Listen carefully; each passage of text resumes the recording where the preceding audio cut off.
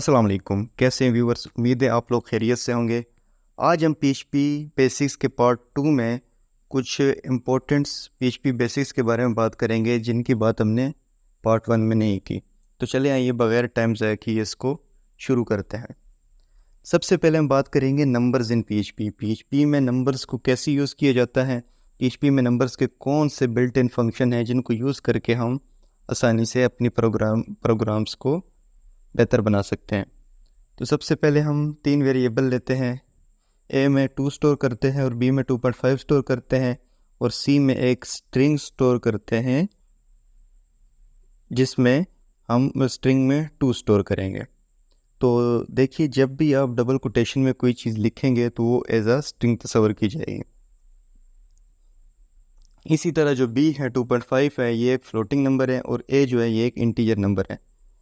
इसको हम किस तरह इनको पता चलाएंगे कि ये कौन सा वेरिएबल की डेटा टाइप कौन सी है। जैसे हमने पिछले लेक्चर में बताया था कि वेरिएबल डम का फंक्शन जो है, इसको यूज़ करके हम पता लगा सकते हैं कि किस वेरिएबल की डेटा टाइप क्या है। यहाँ पर हम वेरिएबल डम का फंक्शन यूज़ करके सबसे पहले वेरिएबल ए की डेटा टाइप मालूम करेंगे।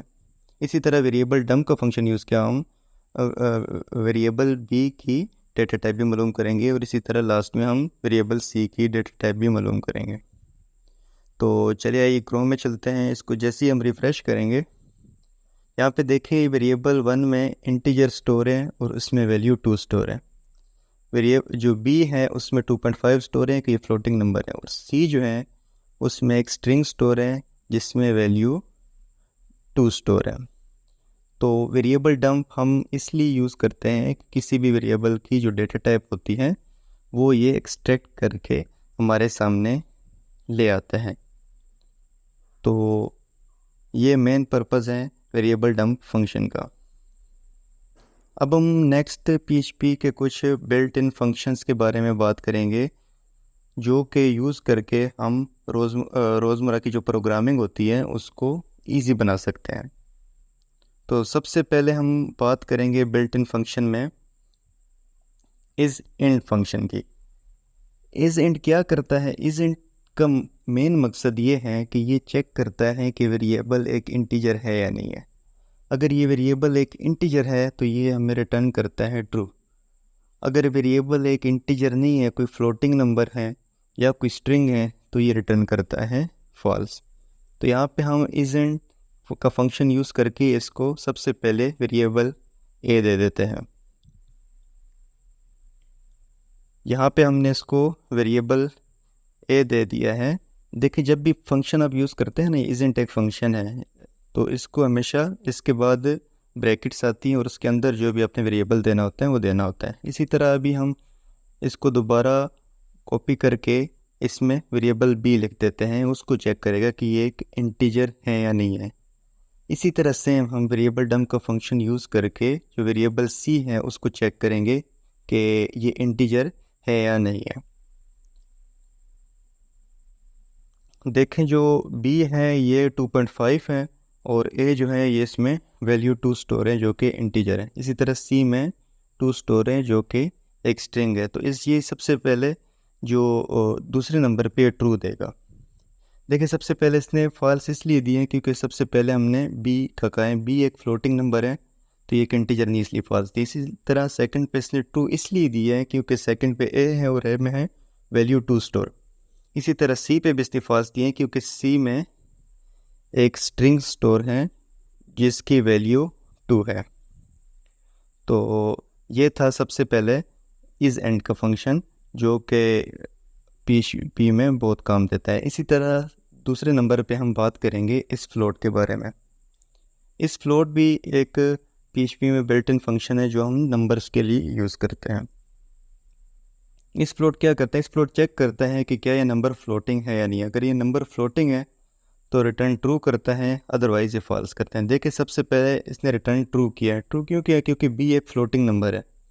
सबसे पहले हमने प्रिंट बी करवाया है, इस फ्लोट बी एक फ्लोटिंग नंबर है इसलिए पर सबसे पहले ट्रू आया है, और बाकी ए और सी दोनों फ्लोटिंग नंबर नहीं है तो वहाँ पे इसका रिज़ल्ट फॉल्स आया है।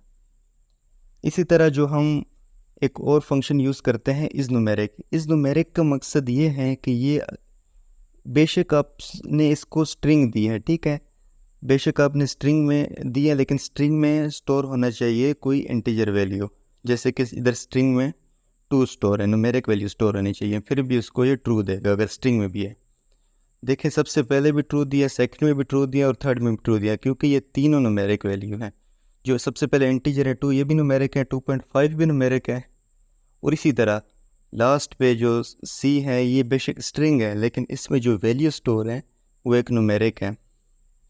तो ये था PHP के कुछ ऐसे बिल्ट इन फंक्शन जिनको यूज़ करके हम अपने कोडिंग को आसान कर सकते हैं। इसी तरह भी हम नेक्स्ट बात करेंगे कास्टिंग की। PHP में कास्टिंग क्या होती है और इसको किन मकसद के लिए यूज़ किया जाता है। PHP में कास्टिंग का एक्चुअली मकसद एक वैल्यू की डेटा टाइप को दूसरी डेटा टाइप में तब्दील करना है। जैसे यहाँ पे b एक फ्लोटिंग नंबर है, इसको हमने कन्वर्ट करना है स्ट्रिंग में। तो इसमें कन्वर्ट करने के लिए क्या लिखेंगे हम, इस जो वेरिएबल कन्वर्ट करना होगा उससे पहले हम ब्रैकेट में स्ट्रिंग लिख देंगे, जो भी डेटा टाइप जिस डेटा टाइप में भी कन्वर्ट करना होगा। तो जैसे यहाँ पे ये देखें प्रिंट देंगे तो ये देखें फ्लोटिंग टाइप को उसने स्ट्रिंग में कन्वर्ट कर दिया है। इसी तरह यहाँ पे अगर हम इंटीजर में चेंज कर लें तो ये यहाँ पे इंटीजर में चेंज हो जाएगा। ये देखें 2.5 को इसने 2 कर दिया। 2 क्यों कर दिया है, क्योंकि इंटीजर में पॉइंट नहीं आते हैं, तो इसने राउंड ऑफ करके इसको 2 कर दिया है। इसी तरह हम यहाँ पे इसको बूलियन जो होता है उसमें कन्वर्ट भी कर सकते हैं। जो बूलियन होता है इसके बारे में हमेशा याद रखिएगा, ये सिर्फ कुछ वर्ड्स के लिए ज़ीरो देता है, कुछ नंबर्स के लिए ज़ीरो देता है जिनमें ज़ीरो शामिल है और नल वैल्यू शामिल है। जैसे कि NULL से हम लिखते हैं नल, ठीक है। जब भी वो इसमें आएगी वो यहाँ पे फॉल्स शो करेगा, ज़ीरो पे फॉल्स शो करेगा, नल पे फॉल्स शो करेगा, और लास्ट में एम्प्टी, अगर कोई वैल्यू एम्प्टी होगी तो उस पे भी ये फॉल्स शो करेगा। इसके अलावा इसको जो वैल्यू दी जाएगी उस पे ये ट्रू रिटर्न करेगा। तो यहाँ तक ये जो हमने की है ये कास्टिंग है। कास्टिंग का एक्चुअली मकसद क्या था, कास्टिंग का मकसद ये था कि जो भी वेरिएबल टाइप हैं इसको दूसरी वेरिएबल टाइप, जिसकी जो टाइप है वो डेटा टाइप है, इसको चेंज करना। अगर वो इंटीजर हैं तो इंटीजर को हम स्ट्रिंग में चेंज कर सकते हैं, बूलियन में चेंज कर सकते हैं, फ्लोटिंग में चेंज कर सकते हैं, किसी भी डेटा टाइप में हम चेंज कर सकते हैं। तो ये थी PHP में कास्टिंग। अब हम नेक्स्ट देखेंगे कि PHP में मैथ को हम किस तरह यूज़ करते हैं। मैथ के कौन कौन से बिल्ट इन फंक्शन हैं जिनको हम यूज़ करके जिनको हम PHP में आसानी से यूज़ कर सकते हैं। तो इन फंक्शंस में से सबसे पहले जो फंक्शन है जिसको हम देखेंगे वो है पाई का। ये बहुत ही इजी है PHP में पाई की वैल्यू को यूज़ करना। सिर्फ पाई लिखेंगे और ब्रैकेट बंद करेंगे और इसको इको करेंगे तो ये देखें पाई की वैल्यू आ जाएगी जो कि है 3.14 समथिंग। तो देखिए कितनी इजी से सिर्फ पाई लगाने से हमें पाई की वैल्यू आ जाती है। इसी तरह हम नेक्स्ट इसके अलावा भी PHP के काफ़ी फंक्शन हैं।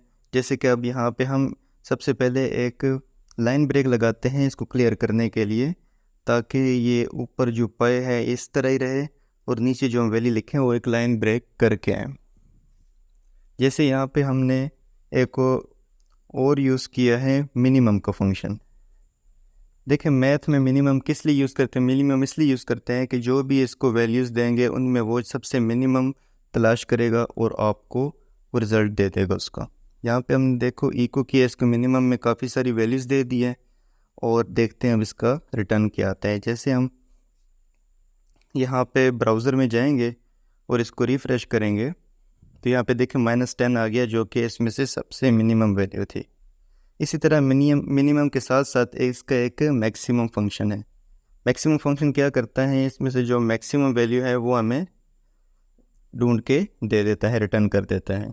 देखिए यहाँ पे 10 इसमें सबसे मैक्सिमम था तो यहाँ पे इसने 10 हमें रिटर्न करके दे दिया है।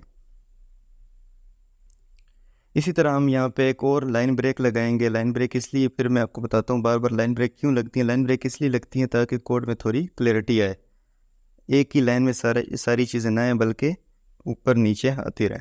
इसी तरह एक और फंक्शन मैथ का जो इजीली हम यूज़ करते हैं, स्क्वायर रूट का। यहाँ पे फॉर एग्जांपल हम स्क्वायर रूट को वैल्यू देते हैं 49, तो इसका स्क्वायर रूट 7 होता है। लेकिन चले आइए PHP के ज़रिए देखें कितनी आसानी से हम इसको स्क्वायर रूट किसी चीज़ का मालूम कर सकते हैं। देखिए इसका रिज़ल्ट 7 आया है। तो इसी तरह एक और फंक्शन है PHP में राउंड का। इसको जो भी वैल्यू देंगे उसको वो राउंड ऑफ करके हमें दे देगा। फॉर एग्ज़ाम्पल यहाँ पे इसको हम देते हैं 0.59। जैसे हम इसको 0.59 देंगे, ये देखें इसने राउंड ऑफ करके इसको 1 दे दिया है, क्योंकि ये 5 से ऊपर है इसने 1 दिया। जैसे हमने 49 किया तो इसका इसने 0 दे दिया राउंड ऑफ करके। तो ये राउंड का फंक्शन किसी भी जगह पे यूज़ करके हम किसी भी वैल्यू को राउंड ऑफ आसानी से कर सकते हैं। इसी तरह एक नेक्स्ट फंक्शन है रैंडम का। रैंडम का फंक्शन यूज़ करके हम कोई भी रैंडम नंबर जनरेट कर सकते हैं। देखें अभी रिफ़्रेश किया मैंने तो ये आ गया। देखें जैसे ही रिफ़्रेश करते जाता हूँ ये रैंडम नंबर जनरेट करता जाएगा ऑटोमेटिकली। इसी तरह हम रैंडम फंक्शन को हम ख़ुद भी वैल्यूज़ दे सकते हैं कि आप इन वैल्यूज़ के अंदर अंदर हमें रैंडम नंबर जनरेट करके दें। जैसे कि अब यहाँ पे इस रैंडम को हम एक वैल्यू 100 दे देते हैं और दूसरा 110 दे देते हैं। जैसे हमने ये दो वैल्यूज़ इसको दी हैं तो ये 100 और 110 के दरमियान जितनी भी वैल्यूज़ होंगी उनके अंदर अंदर ही जनरेट करेगा रैंडम नंबर। जैसे देखें 105 है, अब 107 है, और अब 102 है, और अब 1010 है। देखें इसने 100 और 110 के दरमियान हमें रैंडम फंक्शन जनरेट करके दे दिया है। तो ये थे कुछ मैथ के बिल्ट इन फंक्शन जो हम इजीली यूज़ कर सकते हैं PHP में। अब हम बात करेंगे कॉन्स्टेंट्स के बारे में कि कॉन्स्टेंट्स क्या हैं और PHP में इनका क्या यूज़ है। कांस्टेंट एक ऐसा नंबर होता है जो कि जैसे नाम से ज़ाहिर है कि कांस्टेंट होता है और चेंज नहीं होता है, ठीक है। इसको हम PHP में कैसे डिफ़ाइन करते हैं, इसके लिए हम सबसे पहले डिफ़ाइन का फंक्शन यूज़ करते हैं। डिफ़ाइन के फंक्शन में सबसे पहले हम एक समझ ली की देते हैं। जैसे हमने यहाँ पे डीप गाइडर एक की दे दी जिसके ज़रिए से हम इसको प्रिंट कर सकते हैं, ठीक है। उसके आगे हम इसमें वैल्यू जो भी स्टोर कर रही हो हम स्टोर कर सकते हैं। जैसे यहाँ पे हमें एक स्टोर कर रहा हूँ इसमें वैल्यू कि I am a constant of value deep guider, ठीक है। अब हम क्या करेंगे, यहाँ पे ये हमारा कांस्टेंट डिफाइंड हो गया डीप गाइडर का, ठीक है। जैसे ही हम यहाँ पे इको करेंगे और यहाँ पे लिखेंगे डीप गाइडर जो कि हमने की यहाँ पे जनरेट की थी सबसे पहले पे, तो यहाँ पे हमारा रिज़ल्ट आ जाएगा I am a constant of value deep guider. देखें हमने लिखा डीप गाइडर एक ही लिखी है लेकिन वो क्या देगा, इसकी वैल्यू देगा। PHP में कांस्टेंट एक और तरीके से भी डिफाइंड होता है जो कि कांस्टेंट कीवर्ड है, ठीक है। कांस्टेंट कीवर्ड लिखेंगे, उसके बाद कांस्टेंट का नाम लिखेंगे। जैसे हमने इसको भी डीप गाइडर नाम दिया और इसमें वैल्यू स्टोर की आई एम अ कांस्टेंट, और जैसे ही इको करेंगे इस कांस्टेंट को जो कि डीप गाइडर है, चले आइए इको करके देखते हैं। देखिए यहाँ पे एरर आ गए हैं कि ये ऑलरेडी डिफाइंड है। 2 दफ़ा हमने डिफाइंड कर दिया, इसलिए हम जो ऊपर वाला है उसको रिमूव कर देंगे ताकि हम नीचे वाले कांस्टेंट को भी डिफाइन कर सकें। देखिए कांस्टेंट जो होता है वो एक दफ़ा ही डिफाइंड होता है और उसकी वैल्यू चेंज नहीं होती है, ठीक है। ये देखें यहाँ पे जैसे हमने इसको इको किया है तो यहाँ पे आ गया आई एम अ कांस्टेंट जो कि कांस्टेंट में स्टोर है। आज की इस वीडियो में हमने बात की PHP के बेसिक्स के बारे में। नेक्स्ट वीडियो में इंशाल्लाह PHP के बेसिक्स से थोड़ा आगे बढ़ के इफ़ एल्स स्टेटमेंट को देखेंगे। तब तक के लिए अपना ख्याल रखिएगा। अल्लाह हाफ़िज़।